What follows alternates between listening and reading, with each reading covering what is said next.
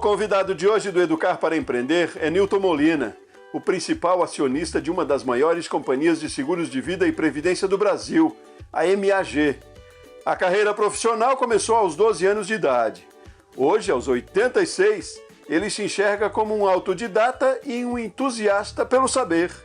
O Vendedor de Futuros, livro que conta um pouco da trajetória de Molina, mostra que a preocupação com a longevidade sempre esteve na pauta diária do empresário. E foi assim, preocupado com a qualidade de vida dos idosos, que ele se tornou uma das figuras mais emblemáticas no mundo corporativo brasileiro. Sejam bem-vindos a mais um programa Educar para Empreender. Este programa do canal Empreender, que é uma iniciativa do Grupo Bandeirantes. E é gravado aqui na Faculdade do Comércio de São Paulo, uma faculdade da Associação Comercial de São Paulo. Nosso objetivo é tratar de educação empreendedora. E hoje o nosso convidado é um grande empresário e que, na verdade, é conhecido como vendedor de futuros, Nilton Molina. Molina, muito obrigado pela sua participação. E, na verdade, este predicado, que se atribui ao Nilton Molina, o vendedor de futuros, é o título da sua biografia, que inclusive eu recomendo a leitura, uma belíssima biografia, O Vendedor de Futuros, Nilton Molina, a trajetória de um vencedor. E ao ler a sua biografia, fica muito cristalino esse conceito de self-made man. É o que o americano chama de o homem que se faz sozinho. E eu considero que o Nilton Molina, como eu disse, um grande empresário, ele é um self-made man. Eu queria então iniciar, Nilton, este nosso bate-papo, explorando este aspecto da sua vida, Porque você até próprio fala, eu não nasci rico, eu me fiz rico. Isso é uma frase de impacto, mas que a gente precisa explorar isso com bastante,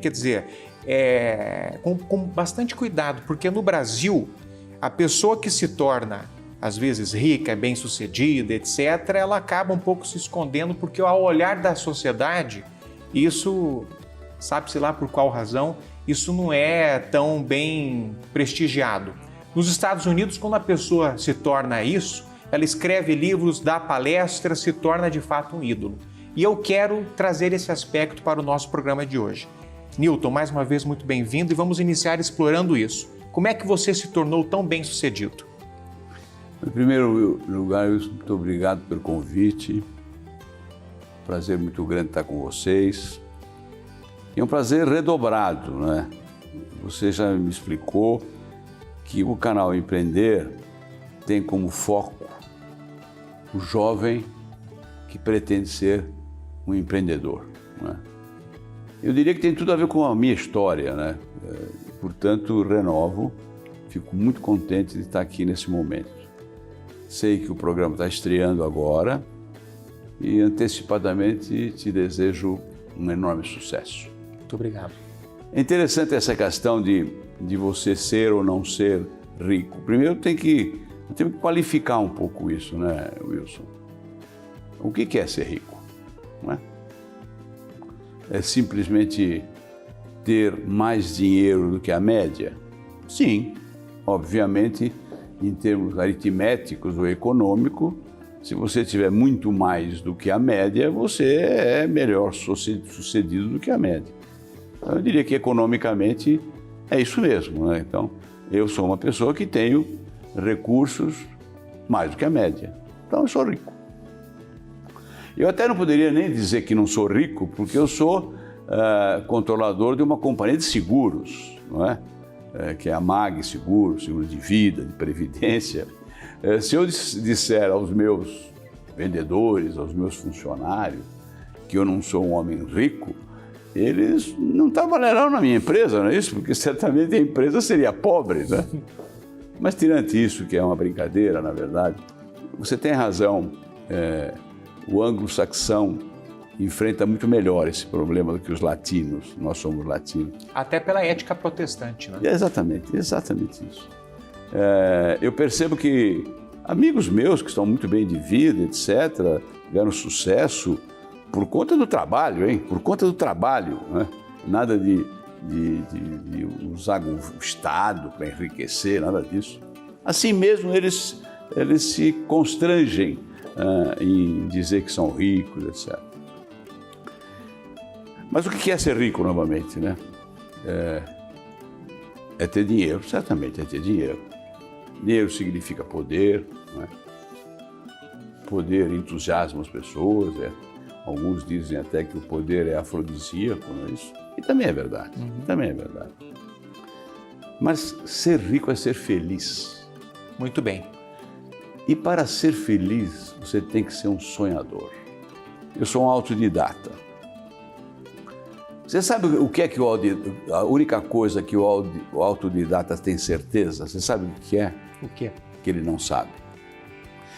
Se você entrevistar qualquer autodidata que teve algum tipo de sucesso na vida, seja econômico, seja acadêmico, qualquer sucesso na vida, pode ter certeza que ele é um homem que estuda, que é uma esponja, que colhe ensinamentos aonde tiver, né? Que todos os dias ele vai dormir com a certeza que aprendeu mais alguma coisa. Esse sou eu. E que é curioso. Mas a curiosidade do saber, de procurar... e isso é típico do autodidata, porque eu sei, enquanto autodidata, que eu tenho uma falha de educação na minha formação. Faltam matérias que eu não estudei, não é isso? E se eu entro numa conversa, numa discussão, numa peleia com alguém que tem uma formação acadêmica completa, melhor que eu sei que saio em desvantagem, se não estudei o assunto, se não me aprofundei. Isso é o autodidata com algum sucesso. Estuda muito, se esforça muito. E é basicamente, em termos de conhecimento, uma esponja. Eu quero sugar o teu conhecimento. Absorver. Em toda discussão que eu entro, discussão no bom sentido, eu vou falar com você sobre um assunto qualquer. Eu tenho uma técnica. Não chega nem a ser uma técnica. Eu dou uma oportunidade de você começar falando, deixo você falar, e eu olho para você e vejo uma ampulheta. E quando você acaba de falar, eu te possuo. Por isso que eu olho uma ampulheta. E a partir daí, eu sou senhor dessa conversa. São ensinamentos de um autodidata. E esse conjunto de razões me trouxe até aqui. Muito bem. Olha, é interessantíssimo, Newton, que você fala dessa questão da busca pelo conhecimento. Você sabe, Newton, que nós vivemos a era da informação. Mais do que qualquer outro momento da história, a gente vive hoje a era da informação. E as fontes de conhecimento hoje, elas são muito fáceis. Com a internet das coisas, o jovem, seja ele jovem de espírito ou jovem de idade, ele pode buscar a informação de um jeito muito democratizado. A internet não custa, quer dizer, ou custa muito pouco. E você com o Google, você pode buscar qualquer informação, não é? Então eu digo sempre para os meus alunos, não é? Para os alunos da faculdade do comércio ou para qualquer jovem que queira evoluir na vida, aproveite o seu tempo buscando bons conhecimentos. Não perca tempo com banalidades, com coisas efêmeras. Vá atrás do bom conhecimento, porque hoje é fácil, né, Molina? E é o que ele falou, quer dizer, com conhecimento, você passa a se tornar referência no meio que você vive. As pessoas vão querer estar próximas de você, elas vão querer te ouvir, elas vão querer absorver o que você tem a ensinar, você vai passar a ser uma referência, uma autoridade. Isso somente o conhecimento dá, não é? E não necessariamente, como disse o Molina, você precisa ter uma formação, digamos assim, formal, acadêmica. Basta que você seja curioso e vá atrás de coisa boa. Eu vendia um corte de tecido chamado Aerontex. O sujeito pagava em 12 meses, mas não levava o corte. Só levava o corte depois de pagar os 12 meses. Porque ele podia projetar isso, não é isso? Ele não precisava do terno para o dia seguinte. Para estimular esse pagamento e entusiasmar a venda, ele concorria todos os meses a sorteios.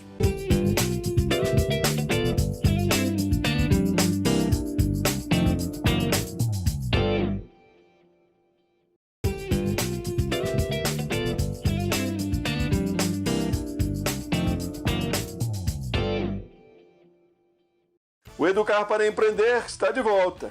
Hoje você acompanha uma entrevista com Newton Molina, um dos mais influentes nomes de ramo dos seguros do Brasil. No primeiro bloco, ele revelou que pessoas ricas e bem-sucedidas são sonhadoras. E nessa segunda parte da conversa, Molina deixa um recado para os jovens empreendedores. Sejam curiosos, pacientes e tenham como meta a busca constante pelo conhecimento. Já entrando aqui nos fatos narrados nesta sua biografia, O Vendedor de Futuros, é quando você começou. Então a sua história tem origem muito lá atrás, vendendo tecidos, não é isso?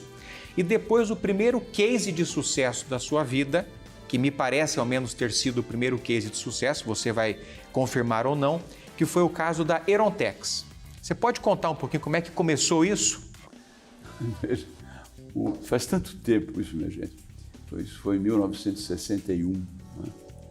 Portanto, fazem 62 anos, não é isso? Isto. Então, para contar essa história do Erontex, eu tenho que convidar os teus telespectadores a fazer uma regressão, né? E tentar entender como era a vida em 1960. Venha conosco. Venha conhecer a superior qualidade do Tropical Erontex de exportação. o Tropical Nacional de sucesso internacional. Textura firme, trama perfeita. Erontex é resistente, é durável. É qualidade comprovada no uso diário por mais de 1 milhão de compradores satisfeitos. O toque é suave. Você não era nascido. Não é? Eu não era nem projeto ainda. Nem projeto ainda. Teus pais estão casados há quantos anos? 30 anos. 30 anos. Eu estou falando uma coisa de 60. Então, na verdade, você não era longe de ser projeto sequer. Né?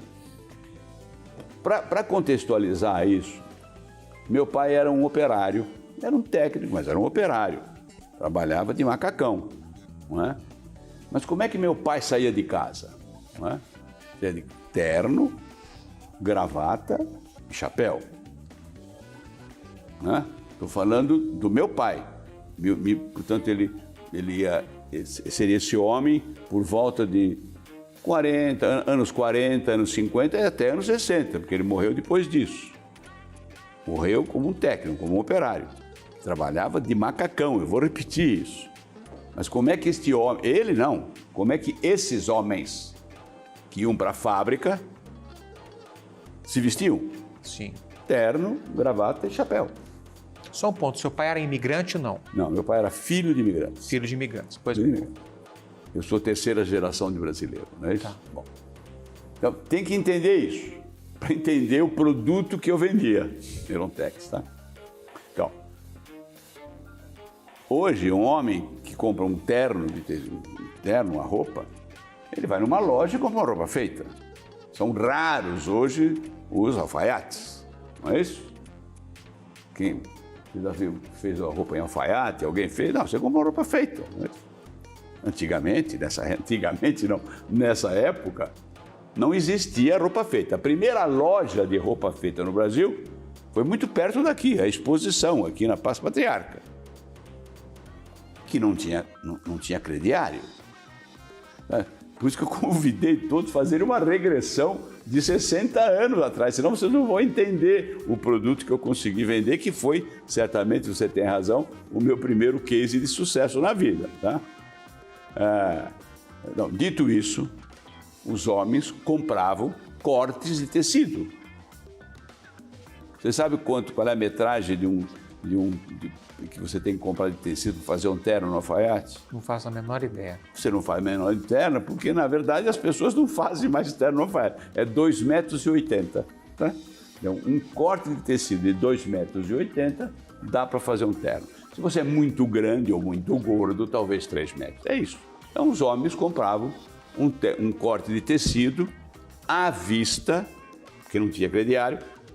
O primeiro crediário no Brasil foi da Exposição Clipper. Era uma cadeia de lojas que lançou um crediário e tinha um slogan. E eu me lembro até hoje. Se você é um rapaz direito, você tem crédito na Exposição.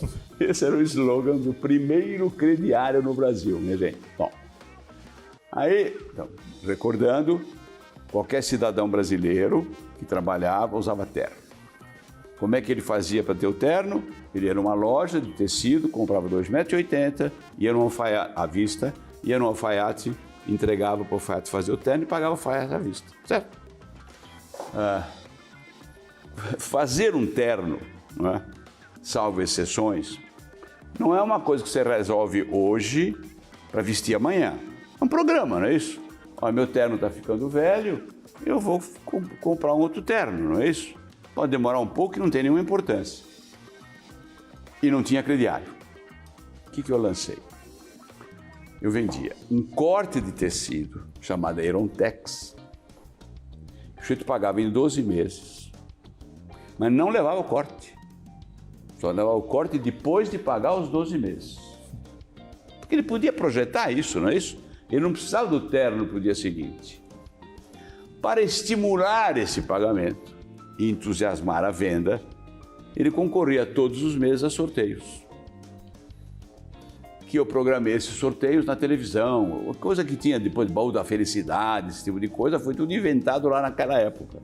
Tudo isso era feito para estimular a venda da pessoa comprar um corte de tecido e não um terno, pagar por 12 meses e receber ao final desse. E durante esse período de pagamento concorrer a sorteios. Fazia todo sentido na época, faz zero de sentido hoje. Por que zero de sentido? Os homens não usam mais terno, salvo algumas exceções elegantes como você. Obrigado. E mesmo elegante como você vai numa loja e compra o terno. E pode, se quiser, pagar em crediário. Então aquele meu sucesso lá de 60 anos atrás seria um fracasso imenso hoje em dia. Mas foi sim meu primeiro sucesso. E tem histórias maravilhosas sobre isso. Histórias maravilhosas. Uma grande equipe de venda, tudo isso. Mas tem umas histórias que mostram as questões de futuro. O indivíduo comprava um carnê desse, era um carnê, uma fichinha assim, com o nome e endereço dele. Não tinha computador, querido. Jovens brasileiros, imagine uma sociedade sem computador. Mas imagine um pouco mais uma sociedade sem celular. Então, estamos falando dessa sociedade. Uma sociedade sem computador e uma sociedade sem celular. Parênteses, era uma maravilha. Era muito mais fácil a vida. Mas veja como tudo é possível. Nós chegamos a ter 4 milhões de carnês em cobrança, vivos. Nossa. Tudo manual. E eu desenvolvi um método, né? Nada a ver com o sucesso da coisa, mas o método de apuração administrativa. Eram 12 pagamentos. Essa fichinha era assim, tinha 12 furos aqui na cabeça da fichinha. 1, 2, 3, 4, 5, 6, 12. Se eu queria saber quem pagou, quem não pagou a quarta prestação, eu enfiava um estilete e suspendia. As fichas que não vieram, não pagaram. É um sistema binário, não é isso? Uhum. Que é a base de todo computador. Mas, então, esse case, na verdade, do Aerontex foi um sucesso muito grande, de vendas, etc. Foi o meu primeiro sucesso, sim. Eu comecei a ganhar dinheiro de verdade. Eu já tinha trabalhado muito, hein? Isso eu tinha 24 anos quando eu lancei isso. O meu primeiro emprego foi com 12 anos de idade. O meu primeiro e único emprego de carteira assinada foi aos 12 anos. Depois, nunca mais eu fui empregado na minha vida. Caro Molina, com seu relato sobre a Aerontex, nós notamos muito claramente que você, na verdade, em essência, você é um grande vendedor. Você é um vendedor por excelência. E o teu livro, a sua biografia, se chama O Vendedor de Futuros, né? E a gente sabe que você é um grande empresário do ramo de seguros, de previdência privada no Brasil. Inclusive, é uma grande autoridade no assunto, não é só um empresário, é uma autoridade no tema, entendedor, e influenciou muito o que foi a nossa reforma da Previdência recentemente. Então, Molina, eu queria entender o seguinte, por que vendedor de futuros? Como é que você se tornou isto? Essa história de se aposentar com 60 anos, 60 e poucos anos, acabou. Simplesmente acabou. O jovem tem que entender que o que você está ganhando hoje não importa quanto, Wilson. Um pedaço não pertence a você neste momento. Um pedaço tem que ser guardado sob as mais diversas formas de investimento para sustentar a sua inatividade. Aos 70 anos, aos 80 anos, minha sogra acabou de morrer agora, 102, lúcida.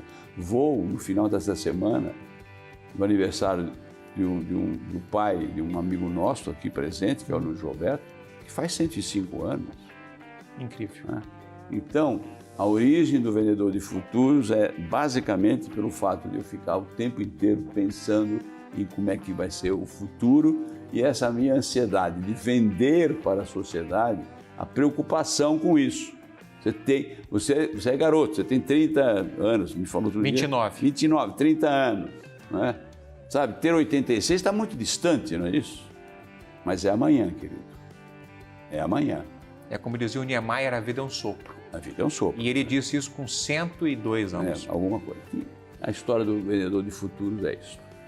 E lembrando que o Newton Molina operacionalizou, quer dizer, colocou em prática toda essa pretensão dele de lidar com os futuros das pessoas através da empresa Mongeral Seguros, não é isso, Molina? Que é uma empresa muito consolidada, na qual o Newton Molina é presidente do seu conselho de administração. Molina, para encerrar o nosso programa, tem um trecho do seu livro que me chamou muito a atenção, inclusive mostrei para muitas pessoas, porque, de fato, isso aqui comprova que você é uma pessoa da esperança. Você é uma pessoa de esperança, você é uma pessoa otimista, não é? E você diz o seguinte aqui, em primeira pessoa: estou a celebrar meus 85 anos. Este livro tem mais ou menos um ano que foi produzido. E se tudo der certo, se eu não estiver no fim da fila, da minha tribo de idade considerada, usando as estatísticas a meu favor, e se ainda estiver bem de saúde, e principalmente se estiver bem comigo mesmo, como penso que estarei, tenho ainda uma boa década de vida plena e útil pela frente. Quero aproveitar muito bem esse tempo glorioso que me resta. Quais são os planos, então, Newton Molina, com 86 anos? Eu disse agora há pouco, acho que disse, que o sonho não é uma fantasia. Né? E eu penso em coisas novas e diferentes.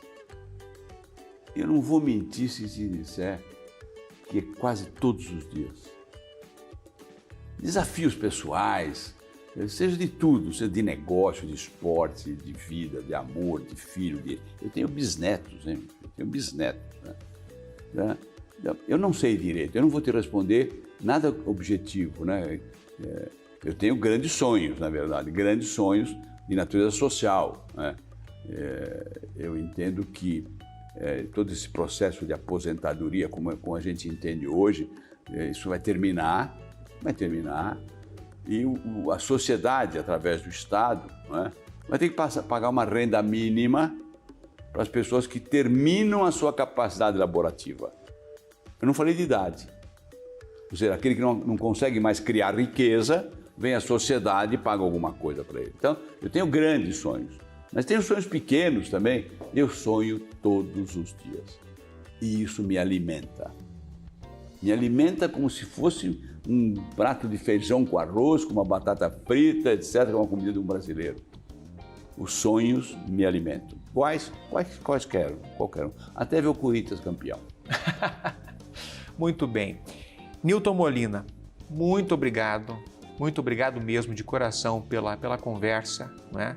Eu tenho certeza que o nosso público se deleitou com o teu exemplo. Você é um exemplo de vida e eu quero chegar, se Deus quiser, chegarei aos 86 anos com a sua força vital. Você tem uma força vital que é cativante, né? E nos seus olhos você transmite isso, né? E o seu carisma, a sua comunicação que também cativa, e você, por certo, é um grande exemplo para os mais jovens. O mais jovem não pode desistir. Persista, não esmoreça. A peteca em algum momento vai cair, você tem que levantar, não é verdade? E isso que ele falou para mim foi a grande lição. Justamente porque nós vivemos na era da informação, busque informação. Seja essa esponja que o Newton Molina foi. E ele se tornou o que se tornou, um homem bem-sucedido. Ele se fez, é o self-made man, é o homem que se fez sozinho, porque ele foi uma esponja, ele foi adquirindo conhecimento, informação e foi crescendo. E nunca deixou a peteca cair, não é, Newton? É uma coisa que eu não falei, mas me permita falar no final. Claro. Tem que ter um pedacinho de sorte, né? Tem que ter. E identificar os bons professores na vida, né? Não na escola somente. Eu tive sortes imensas, né? De ter mestres, chefes, mestres não no sentido acadêmico, entende? Mestres na vida. Né? Bons exemplos. Bons exemplos que me ensinaram e tal. Eu digo que trabalho muito, tudo bem, mas o que me ajudou na vida, na verdade, foi tomar esses que eu chamo mestres, esses mestres como fonte de informação, fonte de saber. As pessoas me ensinaram os caminhos, entende? E eu entendo que todos têm essa oportunidade. Todos têm essa oportunidade. E particularmente, eu digo isso aos jovens. O jovem é muito impaciente, né? Ele não tem paciência de buscar informação. Ele não tem paciência de ouvir um velho falar. Porque o velho está fora de sintonia com ele, etc. Tome cuidado com isso. Busquem a sabedoria onde ela estiver, A sabedoria será o sal que vai alimentar a sua vida. Perfeito. Muito obrigado pela entrevista também. Fico à disposição. Molina, muito obrigado e até o próximo programa Educar para Empreender.